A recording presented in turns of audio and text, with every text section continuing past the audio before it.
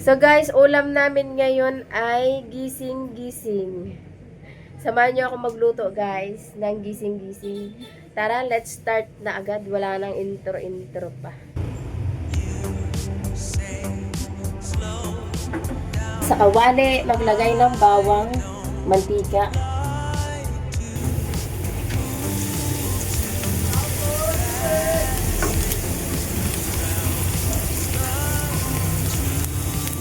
Na yung sibuyas.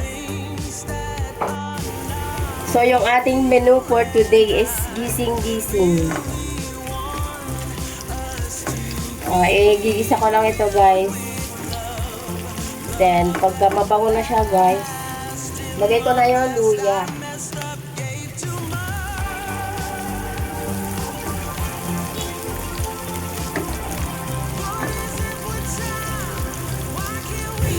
Bagoong alamang.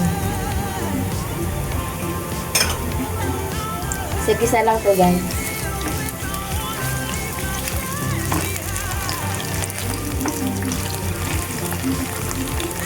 Yung bagong alamang ko guys, luto na to guys. Pwede naman kayo gumamit ng fresh na bagoong. Then, itong ating giniling.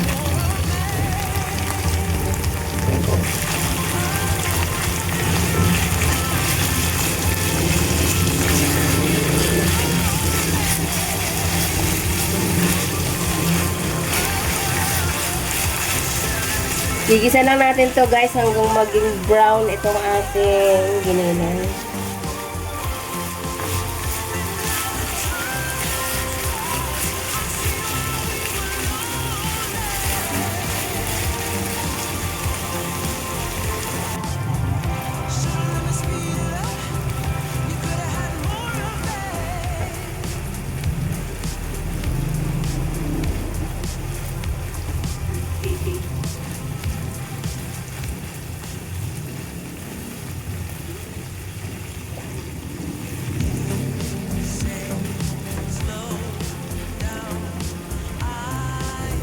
Pag ganito na guys yung ating giniling, lagay na natin yung ating gata.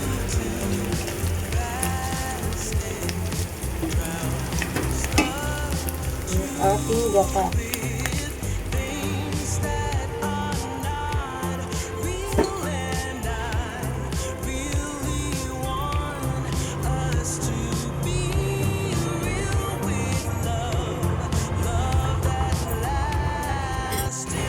Hintayin lang natin kumulo yung ating gata, guys.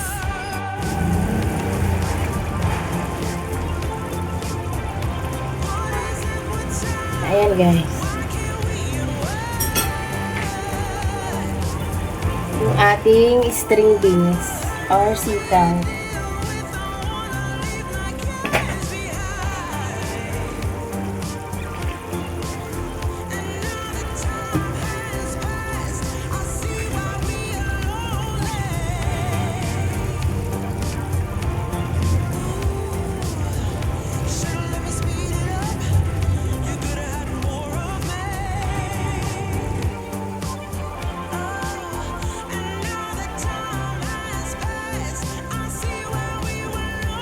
Hintayin lang natin maluto yung ating gulay.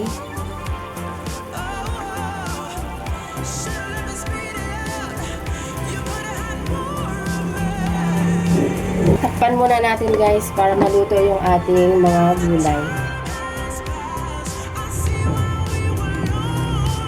Lagyan na muna natin yung ating siling green. Takpan. Ayan.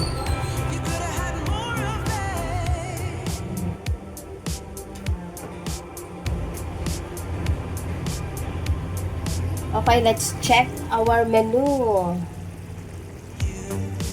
I-check natin kung malambot na yung ating gulay.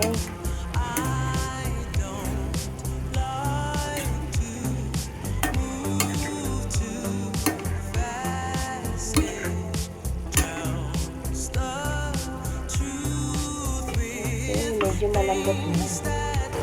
Timplahan natin ng patis. Maanghang na.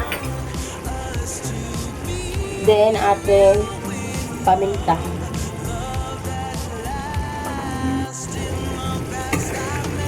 So, ay mekos-mekos lang natin. Or ay mix-mix lang natin nang sama-sama yung kanyang lahat ng kanyang pampalasa. So, let's taste. Or, tikman natin. Malambot na yung gulay, guys. So, yung ano na lang. Wow, ang sarap.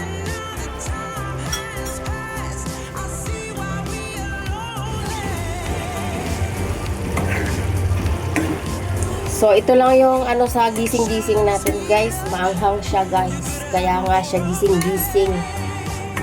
Gigisingin ka ng anghang. Sakto na yung ating lasa. Saka malambot na rin yung ating gulay. Malambot na rin yung karne.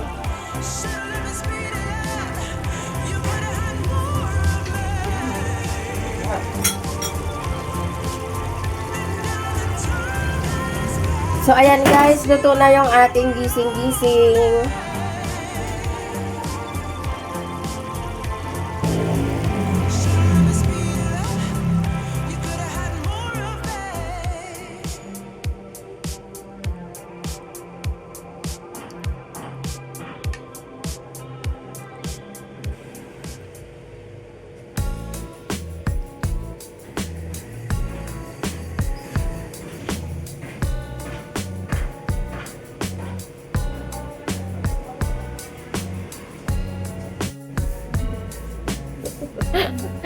Okay guys, tapos na tayo magluto ng gising-gising. Maraming salamat sa panunood.